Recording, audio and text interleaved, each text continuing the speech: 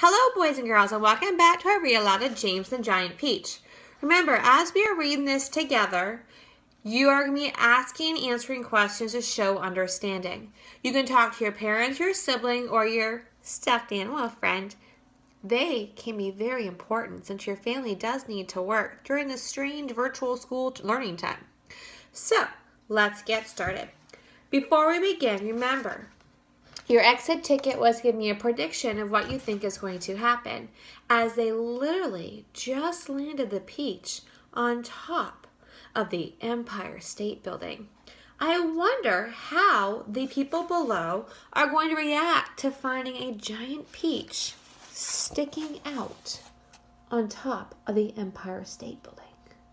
What do you think? Let's find out. Chapter 37. It was really an amazing sight. In 2 and 3 minutes, as soon as the people below realized that this now couldn't possibly be a bomb, they came pouring out of the shelters and the subways to gape at the marvel. The streets for half a mile around the building were jammed with men and women, and on the word spread there was actually living things moving about on top of the great round ball. Then everyone went wild with excitement. "It's a flying saucer!" they shouted. "They're from outer space!" they shouted.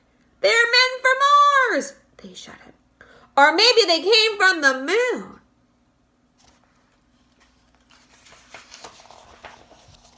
And a man with a pair of binoculars to his eyes said, "They look pretty peculiar to me, I'll tell you that." Police cars and fire engines came screaming in from all over the city and pulled up outside the Empire State Building. 200 firemen and 600 policemen swarmed into the building, went up in the elevator as high as they could go. Then they poured out onto the observation roof, which is a place where tourists stand, just at the bottom of the big spike. All the policemen were holding their guns at the ready, with their fingers on the triggers, and the firemen were clenching their hatchets. But from where they stood, almost directly underneath the peach, they couldn't actually see the travelers on top. "Ahoy there!" shouted the chief of police. "Come out and show yourselves!" Suddenly, the great brown head of the centipede appeared over the side of the peach. His black eyes, as large and round as 2 marbles, glared down at the policeman and the fireman below. Then his monstrous, ugly face broke into a wide grin. The policeman and the fireman all started shouting at once. "Look out!" they cried. "It's a dragon!" "It's not a dragon, it's a wampus!" "It's a gorgon!" "It's a sea serpent!" "It's a proke!" "It's a manticore!" 3 firemen and 5 policemen fainted and had to be carried away. "It's a snooze-wongler!" cried the chief of police. "It's a wong-doodle!" yelled the head of the fire department. The centipede kept on grinning. He seemed to be enjoying enormously the commotion that he was causing. "Now see here," shouted the chief of police, cupping his hands over his mouth. "You listen to me. I want you to tell me exactly where you've come from."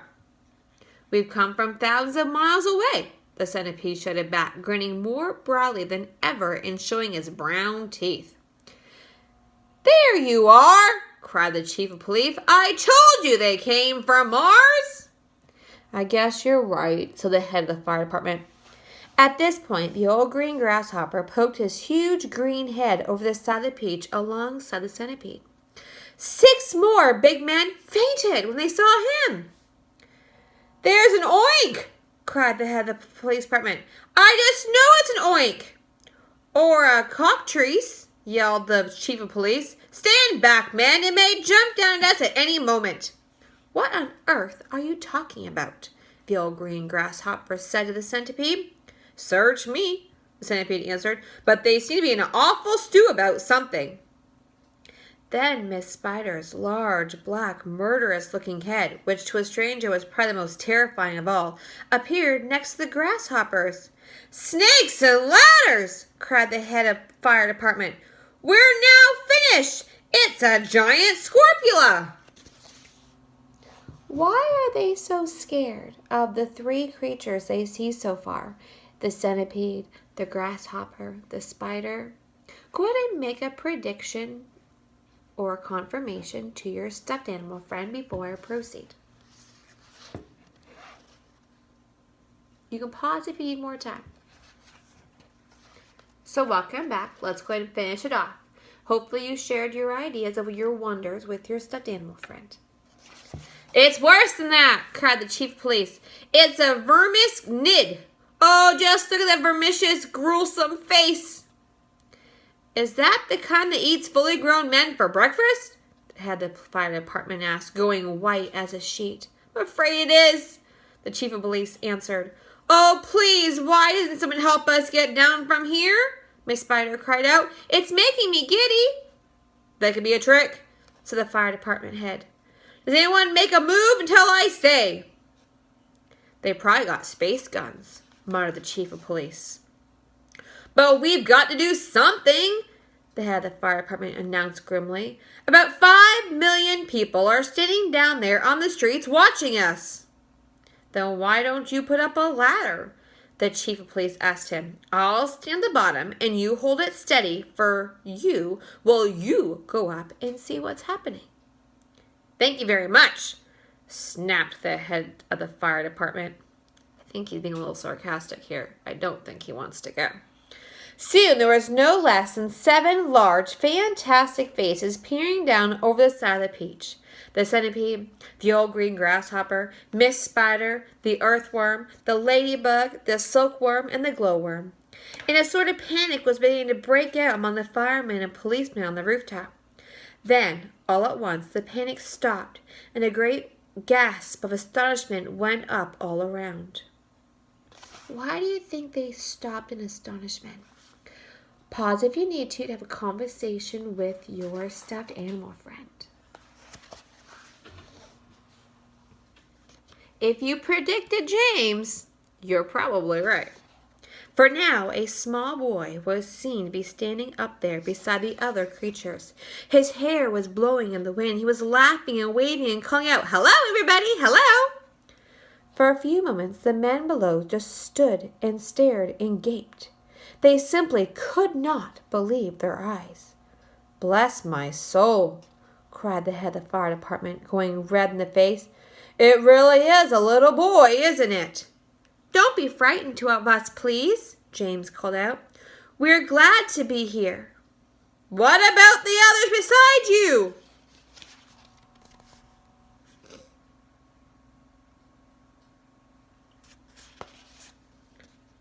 What about the others beside them? Do you think they're dangerous to the men below? Should the police chief and the fire department head be scared and nervous? Let's find out. What about the others beside you? Shouted the chief of police. Are any of them dangerous? Of course they're not dangerous, James answered. They're the nicest creatures in the world. Allow me to introduce them to you one at a time, and I'm sure you will believe me. My friends, this is Centipede, and let me make it known. He is so sweet and gentle, although he's overgrown. The Queen of Spain, again and again, has summoned him by phone to babysit and sing a knit and be a chaperone. When nurse is off and all the royal children are all alone, small wonder, said the fireman, they're not longer on the throne. The earthworm, said James, on the other hand, beginning to expand, is great for digging up the land and making old soil newer. Moreover, you should understand he would be absolutely grand for digging subway tunnels and making you a sewer. The earthworm blushed and beamed with pride. Miss Spider clapped and cheered and cried. Could any words be truer? And the grasshopper, ladies and gentlemen, is a boon in millions and millions of ways. I'll have only to ask him to give you a tune. And he plays and he plays and he plays. As a toy for your children, he's perfectly sweet. There's nothing so good in the shops. Before I continue, there's a few pictures of James chanting about his new little friends. You've only to tickle the soles of his feet, and he hops and he hops and he hops. He can't be very fierce, explained the head of the cops. And now without excuse, I'd like to introduce this charming glowworm, lovelier of simplicity. She is easy to install on your ceiling or on your wall, and although this smacks a bit of eccentricity, it really rather clever. For thereafter you will never, never have the slightest need for using electricity. At which no less than 52% cried, "Is that true? That creature got some fabulous publicity." And here we have Miss Spider, with a mile of thread and cider, who has personally required me to say that she has never met Miss Muffet on her charming little tuffet, and she's not have frightened her away. Should her looks sometimes alarm you, then I don't think it would harm you to repeat at least 100 times a day, "I must never kill a spider, I must only help and guide her." Again, James was introducing his new creature friends. "And invite her in the nursery to play." The police all nodded slightly, and the fireman smiled politely, and about a dozen people cried, "Hooray!" And here is my darling ladybug, so beautiful, so kind, my greatest comfort since this trip began. She has 400 children, and she's left them all behind, but they're coming on the next peach if they can. The cops cried, "She's entrancing." All the firemen started dancing, and the crowds all started cheering to a man. "And now the silkworm," James went on, "whose silk will bear comparison with all the greatest silks there are in Rome and Philadelphia, if you would search the whole world through. From Bangay to Timbuktu, I don't think you could find one bit of silk that could compare with it. Even the shops in Singapore don't have that stuff, and what is more, this silkworm had, I have you know, the honor not so long ago to spin and weave and sew and press the Queen of England's wedding dress, and she's already made and sent a waistcoat for your president." "Well, good for her!" the shops cried out, and all at once a mighty shout went up around the Empire State. "Let's get them down at once! Why wait?" So a few more pictures of the friends and James. And that, boys and girls, is the end of chapter 37. So do not forget to answer the questions on your answer ticket. How did the police chief and other first responders change from the beginning of chapter 37 to the end of chapter 37? Good luck.